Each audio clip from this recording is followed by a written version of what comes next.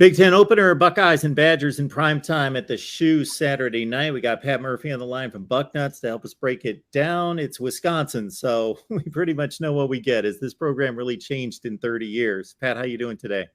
I'm good. You're spot on. And Ryan Day was actually asked about that this week, and basically asked, "Do you pretty much know what you're going to get with Wisconsin?" He said, they have an identity.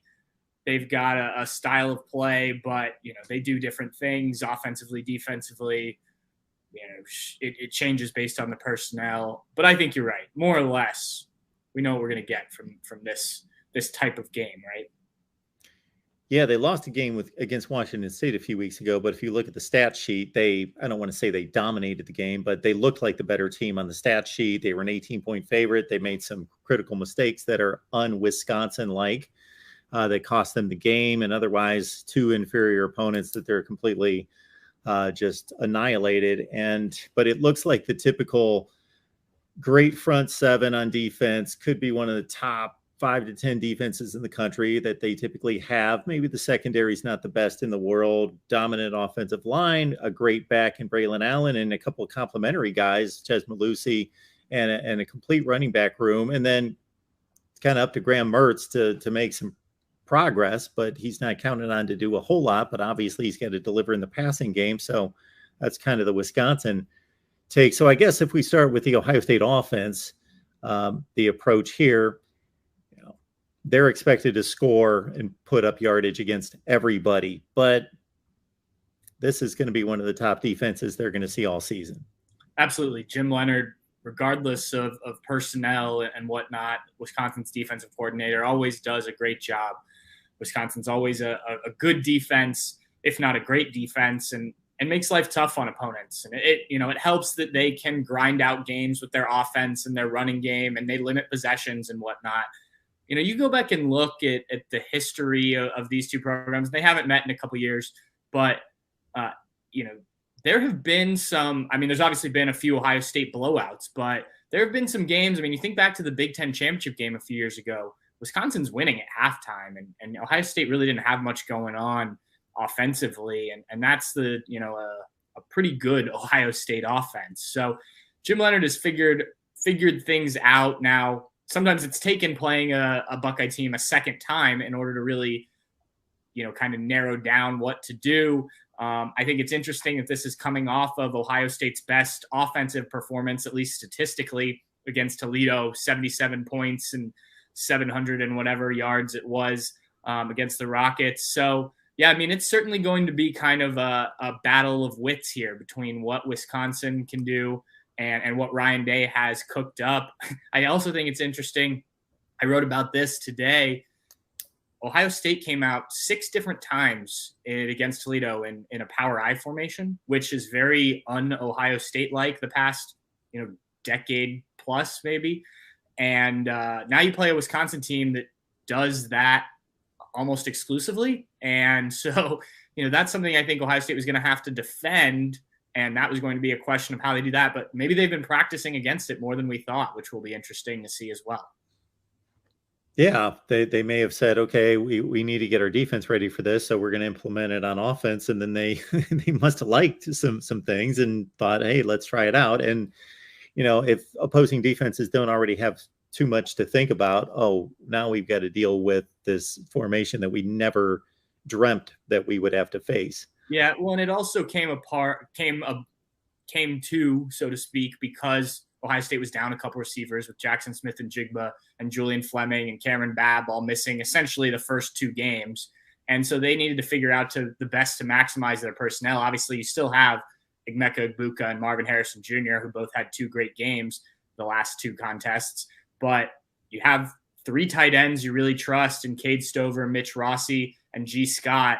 Okay, how do you get these guys on the field and maximize them, plus get the running game going, which is something they really wanted to do and were able to do against Notre Dame in the second half. So I think it's just been kind of an interesting way that this Ohio State offense has evolved this season. And we're only 3 games in. This offense has not written its story yet. But it is interesting that, they've kind of taken some different approaches to things because of guys being out. And, it culminated so far in 77 points against Toledo. And yes, it's Toledo, but that's a Toledo defense that most people thought from at least a MAC level was going to be pretty good. And statistically, now they haven't played anybody, but statistically was very good coming in. So I don't think that's a good barometer of what Ohio State's offense will do to Wisconsin. But I do think it's probably a confidence boost that A, you were able to have this big offensive explosion in the final non-conference game, and B, you were able to do it in a number of different ways. Like you said, just gives a lot to think about for defenses coming up. So if we flip it to the defense, Wisconsin again is going to give us something that we're familiar with over the last 30 years. Barry Alvarez built this program in a certain way, and it's just carried through Brett Bielema, Gary Anderson, Paul Chryst, and it's been what it's been. And they're looking for Graham Mertz to take steps in the right direction. In terms of taking steps in the right direction, what do you think about Ohio State's defense against Toledo?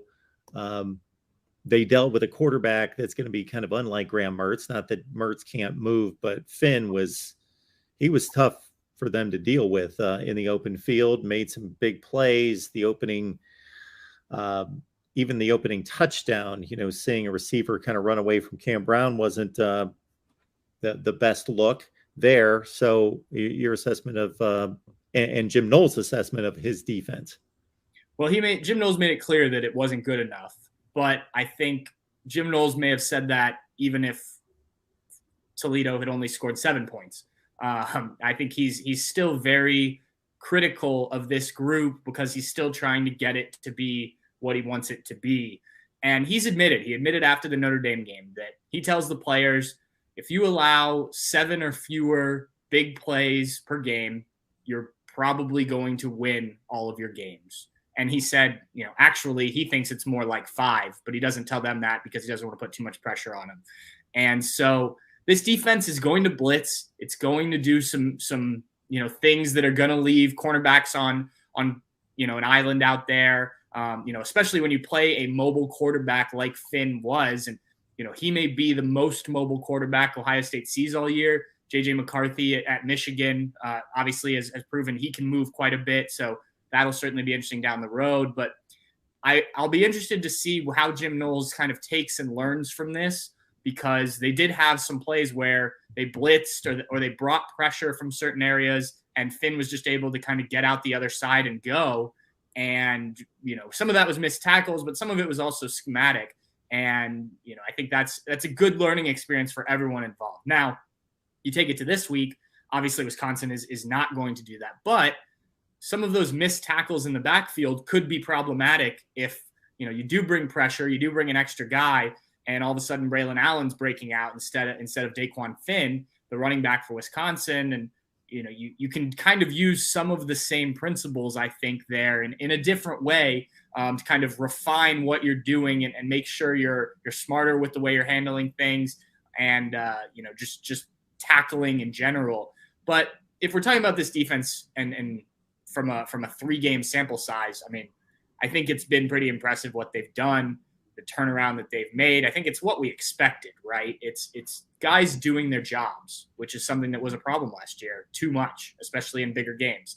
And you've seen some mistakes for sure, but I expected there to be mistakes here and there, and I expect that to be cleaned up as the season goes on. So I think this is about where I expected this defense to be, getting better each week, seeing progress each week, seeing some new things each week. But, I didn't expect it to be perfect week 1 and, Georgia level defense out the gates.